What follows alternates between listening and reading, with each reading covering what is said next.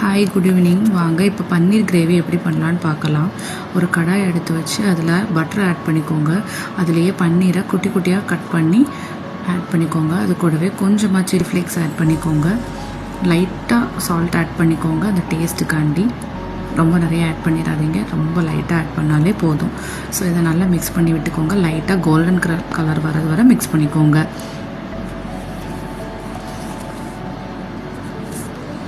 இப்போ இதை நம்ம தனியாக எடுத்து வச்சுக்கலாம். ஸோ இப்போ அதே கடாயை எடுத்துக்கோங்க. அது கூடவே கொஞ்சமாக ஆயில் ஆட் பண்ணிக்கோங்க. அது கூடவே நான் பட்டை, கிராம்பு, ஏலக்காய், பே லீஃப் ஆட் பண்ணியிருக்கேன். அதை லைட்டாக மிக்ஸ் பண்ணி விட்டுக்கோங்க. 2 சின்ன ஆனியனை கட் பண்ணி வச்சுருக்கேன், அதையும் ஆட் பண்ணிக்கோங்க. நல்லா மிக்ஸ் பண்ணிக்கோங்க. ஆனியன் லைட்டாக கோல்டன் கலர் ஆகிறதோட குக் பண்ணிக்கோங்க.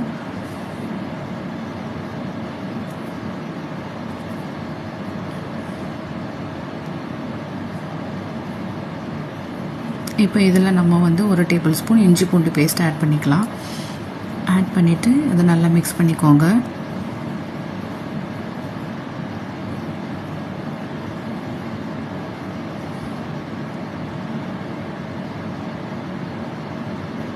அதை நல்லா மிக்ஸ் பண்ணதுக்கப்புறமா ஒரு பெரிய சைஸ் தக்காளி, இது ஒரே ஒரு பச்சை மிளகா 4 கட் பண்ணி ஆட் பண்ணிக்கிட்டுறேன்.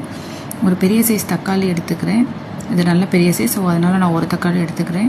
உங்கள்கிட்ட மீடியம் சைஸ்னால் 2 தக்காளி எடுத்துக்கோங்க. அதை நல்லா மசிகிறது வரை குக் பண்ணணும். அதுக்கு தேவையான அளவு சால்ட்டு போட்டு குக் பண்ணிக்கோங்க. இப்போ தனியாக ஒரு பவுலில் தயிர் எடுத்துக்கோங்க. அதில் சில்லி பவுடர், கொரியாண்டர் பவுடர் எடுத்துக்கோங்க, ஜீரகத்தூள் எடுத்துக்கோங்க, மஞ்சள் தூள் எடுத்துக்கோங்க.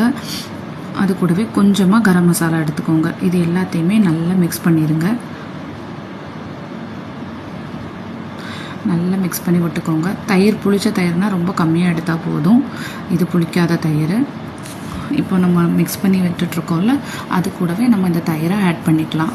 இப்போ இது நல்லா குக் ஆகிடுச்சு. இந்த தயிரை இதில் ஆட் பண்ணிக்கோங்க.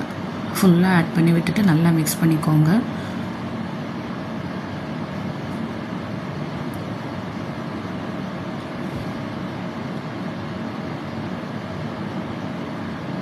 இப்போ நான் நல்லா மிக்ஸ் பண்ணிக்கிறேன்.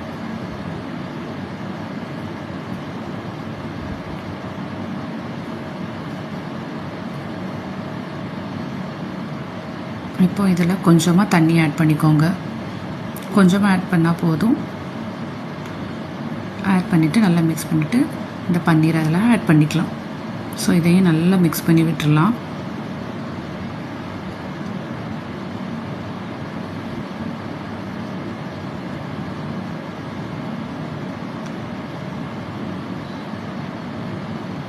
இப்போ இதில் கொஞ்சமாக கொத்தமல்லி தலை வெட்டி வச்சுருக்கேன், அதை ஆட் பண்ணிக்கோங்க.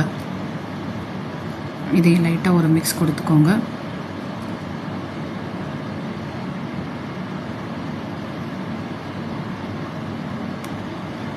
இப்போ இதில் சால்ட்டெல்லாம் செக் பண்ணிக்கோங்க.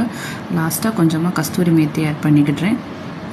இதை கண்டிப்பாக ஆட் பண்ணுங்கள், அப்போ தான் இந்த கிரேவி டேஸ்ட்டாக இருக்கும். ஸோ அதை ஸ்கிப் பண்ணிடாதீங்க. நல்லா மிக்ஸ் பண்ணி விட்டுக்கோங்க. நம்மளோட ஈஸியான பன்னீர் கிரேவி ரெடி. ட்ரை பண்ணி பார்த்துட்டு எப்படி இருக்குன்னு கமெண்ட்ஸில் சொல்லுங்கள். ஃபைனலாக கொஞ்சம் பட்டர் ஆட் பண்ணிக்கிட்டுறேன்.